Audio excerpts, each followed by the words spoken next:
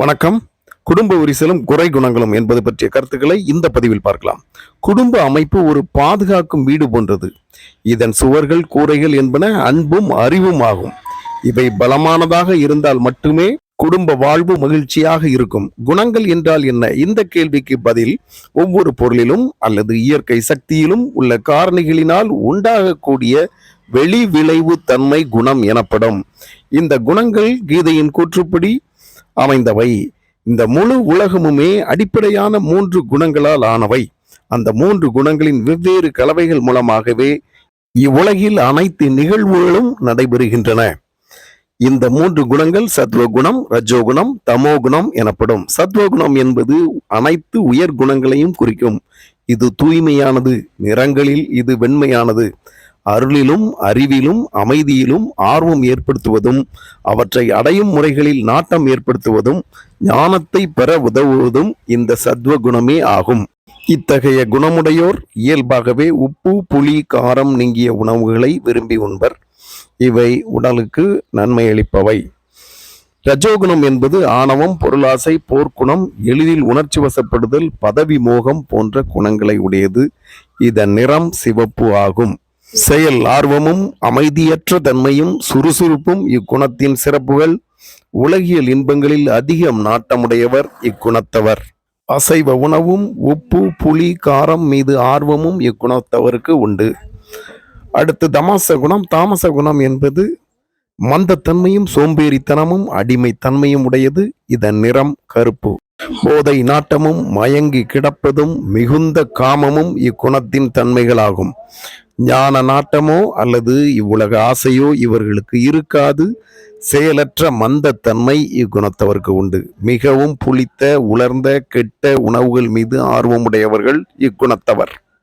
இந்த 3 குணங்களின் கலவைகள் மூலமாகவே மனிதனிலும் அத்தனை குண வேறுபாடுகள் உள்ளன. காலங்களில் கூட அதிகாலையும் சாயங்கால நேரமும் சத்வகுணம் நிறைந்தது. அதை போன்றே பகலில் உள்ள வெயில் நேரம் ரஜோகுணம் நிறைந்தது. இரவு நேரம் முழுமையான அந்த கருப்பு நிறமானது தாமச குணம் உடையது.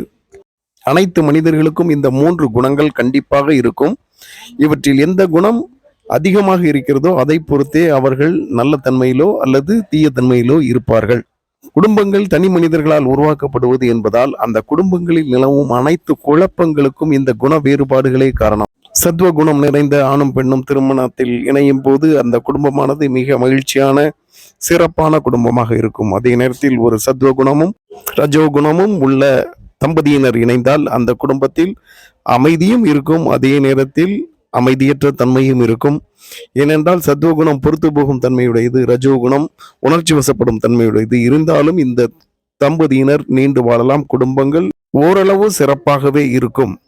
அதே நேரத்தில் ஒரு சத்வகுணமும் ஒரு தாமச குணமும் இணைந்தால் அந்த குடும்பமானது ஓரளவு நீடித்து சென்றால் கூட அமைதி இருக்காது. கண்டிப்பாக ஒரு நாள் முறிந்தே செல்லும்.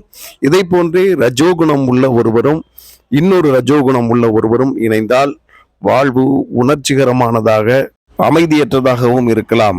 இவை இறைவனுடைய அருள் இருந்தால் ஓரளவு சிறப்பாக இருக்கும். அல்லது கொலை போன்ற வன்முறை சம்பவங்கள் கூட அந்த குடும்பங்களில் நிகழலாம். அதே போன்றே ஒரு ரஜோகுணம் ஒரு தாமச குணம் உள்ளவர்கள் இணைந்தால் அந்த குடும்பத்தில் கண்டிப்பாக அமைதி இருக்காது. விரைவிலேயே அந்த பந்தம் முறிந்துவிடும். இங்கும் கொலை போன்ற சம்பவங்கள் நடக்க வாய்ப்பு உண்டு. அதே நேரத்தில் ஒரு தமோகுணமும் இன்னொரு தமோகுணமும் உடையவர்கள் பொருந்தினால் அந்த வாழ்க்கை நீண்டு செல்லும். அதே நேரத்தில் அது ஒரு கெட்ட குடும்பமாக இருக்கும் என்பதில் எந்தவித ஐயத்திற்கும் இடமில்லை. ஆகவே இன்றைய குடும்பங்கள் அனைத்தும் எந்த வகையான பிரச்சனைகள் இருந்தாலும் அத்தனைக்கும் இந்த 3 குணங்கள் தான் காரணம். யார் ஒருவர் சத்துவ குணங்கள் உடையவர்களாக இருக்கிறார்களோ அவர்கள் பொறுத்து செல்வார்கள். பொறுப்பது மிக உயர்ந்த குணம். பொறுத்தார் பூமி ஆழ்வார் என்பது நமது பழமொழி. எனவே இந்த தன்மையை ஏற்றுக்கொண்டாலே நாம் சாத்வீக தன்மைக்கு வந்து விடுவோம். பொறுமை என்ற சிறப்புதான் இறைவன் நம்மிடம் எதிர்பார்ப்பது. பொறுமையின்மை காரணத்தினாலேயே இந்த பூலோகத்தில் நாம் பிறந்திருக்கிறோம். இந்த பிறவியை மீண்டும் மீண்டும் தொடர்ந்து செல்வதற்கும் இந்த பொறுமையின்மையே காரணம். ஆகவே பொறுத்து செல்வது என்ற மிக உயர்ந்த குணத்தை நமக்குள் வளர்த்து கொள்வோம். விட்டு கொடுப்பதும் பொறுத்து செல்வதும் கண்டிப்பாக நல்ல ஒரு குணம். வள்ளுவரும் இதையே அகழ்வாரை தாங்கும் நிலம் போல தம்மை இகழ்வாரை பொறுத்தல் தலை என்று கூறியிருக்கிறார். எனவே இந்த பொறுமை என்ற உயர்ந்த குணத்தை ஏற்றுக்கொண்டால் குடும்பங்கள் அனைத்தும் சிறந்து விளங்கும் என்பதில் எந்தவித சந்தேகமும் இல்லை. நன்றி.